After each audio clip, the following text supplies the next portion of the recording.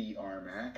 And we're going to have a kind of a State of the Union, if you will, a few different things about what's going on, some news, things like that. But first of all, I wanted to give you a chance to introduce yourself to the conference and to our viewers. And you have the floor. Yeah, thanks, Miles. I'm really excited to be here and serve in this role as the interim commissioner. No stranger to our membership. I've been around the RMAC for about 3.5 years. Most recently as the senior associate commissioner, and just really honored to be in this role and serve our membership in this way, and work with our incredible staff who've done a really good job here over the last few weeks with a busy itinerary of events. But as many are probably aware, there is a national search underway for the permanent commissioner, but it's not our time to hold on or wait. We're going to keep moving forward and advancing the mission of the RMAC and at a really pivotal and transformational time within college athletics. So as you know, we announced yesterday movement to a full pay-per-view model for the RMAC network, a move that's been a big topic of discussion for us over the last couple of years, and a trend in the marketplace with Division II and just the way that we consume media at this point. So it's an opportunity for institutions to get back some of that investment that they've been putting into their broadcasts over the last several years, and reinvest back into their student athlete experience and whatever that looks like for each of our campuses. So we were one of 4 Division II leagues left that hadn't gone to a full pay-per-view model. And so we're really excited for this next era of the RMAC network going forward. And then last thing I'll touch on here just to get us started, it's a really complicated and evolving time for college athletics. And I think here in the RMAC, we're really committed to our mission, which is elevating learners and leaders in life. And really sticking to the Division II model, and knowing who we are, what we do, and why we do it. We're going to continue advancing that mission here within the RMAC, and I think we've heard a lot about that today already from the 4 schools that we've heard from, and we see that in RMAC football and across all of our sports here as we get underway. It's time for the 25-26 season. All right, well, let's go there. It's a big year for the conference. Fall season's about to get underway. Obviously, football is usually leading the way in terms of the attention that it gets, but some exciting new initiatives, like you mentioned, the new streaming model. But can you share a little bit about this exciting movement for the RMAC? Yeah, I think specifically to the pay-per-view model, we again have talked a lot about this in our league, and the challenges that higher ed continues to face with funding always in question, and ways that we can continue to have sustainable athletic programs on our campuses, which are the front porch of our league and of our institutions, and in ways that we can capitalize on some opportunities. So the RMAC network, since its inception, has been free. It's been free to our viewers, and anybody who wanted to tune in to watch it could at any point in time. But it hasn't been free for institutions to produce it. It's been a long time coming that the investment that our institutions have been putting into our broadcasts are returned in a way that is consistent with the marketplace and how these streaming sites are set up, and what the expectation is for our viewers. So with that, our expectation is to put a quality product out there on the RMAC network, that with our cool new logo that we unveiled as well. Great work by our staff putting that together in our rollout. But we want to be proud of what gets put out there on the RMAC network, not just obviously the sole purpose of it to showcase the work and the incredible talent of our student athletes, but to be able to recoup some of that opportunity cost that we, depending on how you look at it, have lost over the last several years. Be able to give our departments, our sports information directors, who are often a one-person shop, putting in so much work, and really recognize the value of the work that they do on behalf of our institutions.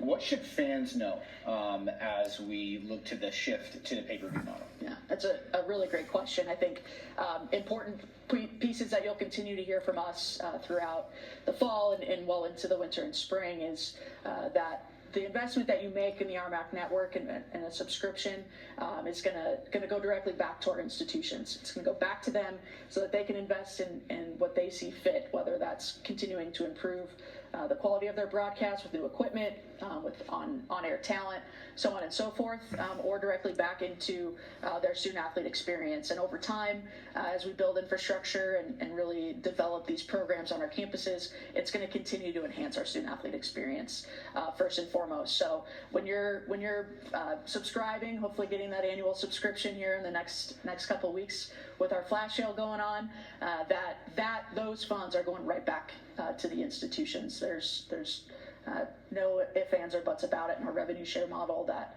has been carved out here to get us started puts those dollars back in the hands of our institutional and athletic department staff to be able to continue to enhance the already amazing student-athlete experience that our RMAC student-athletes have.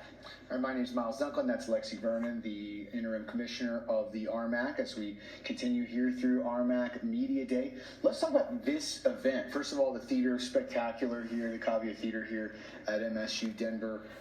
Love the way just the whole production has come together today. But from your perspective, what makes this such a valuable experience for the players, the league, and just the whole event improving year after year? Yeah, for sure. I mean, today isn't just about football. It's really a kickoff to our entire academic year heading into 25-26, which we're really, really excited about. But anytime we have an opportunity to bring coaches and student athletes together in one place, it's special. It's special to us. A lot of us have spent time on campus, and we don't get that regular student-athlete interaction, so we really try to capitalize on these opportunities, whether it be some sort of educational session that we did. We had our football players with the Problem Gambling Coalition of Colorado yesterday. That's a hot topic in the NCAA right now, with conversations around making sports betting permissible, and we have a captive audience and have an opportunity to really get them up to date on the current issues that are going on within the NCAA, but also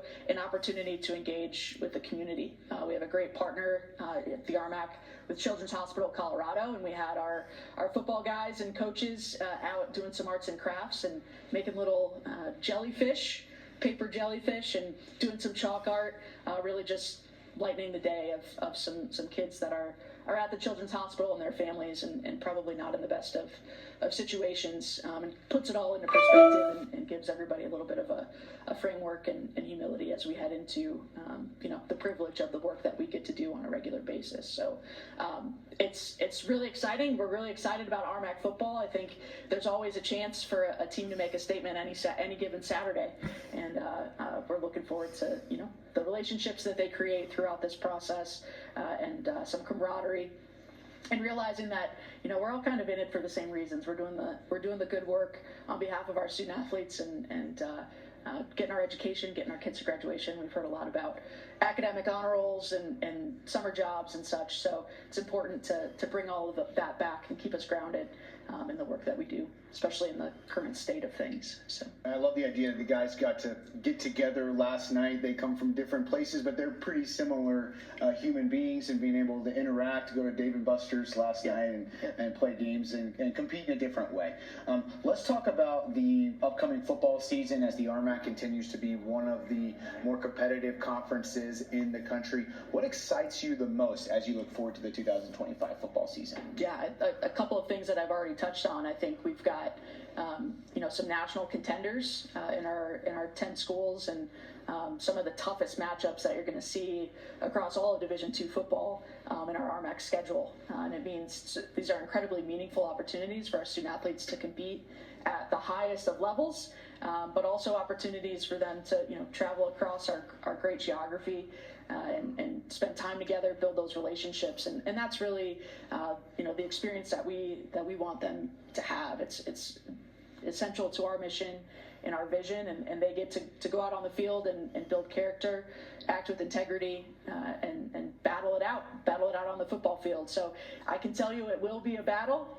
Hearing from these guys, they're all really motivated and ready to compete, but at the same time have an incredible amount of mutual respect for each other, and really proud to be part of RMAC football and the 10 coaches that lead our programs, who just continue to build cultures of doing things the right way, and following that process, and all things that are going to be important for these guys as they certainly head into their competitive football season, but head into to graduate and into life as well. So it's going to be a grind.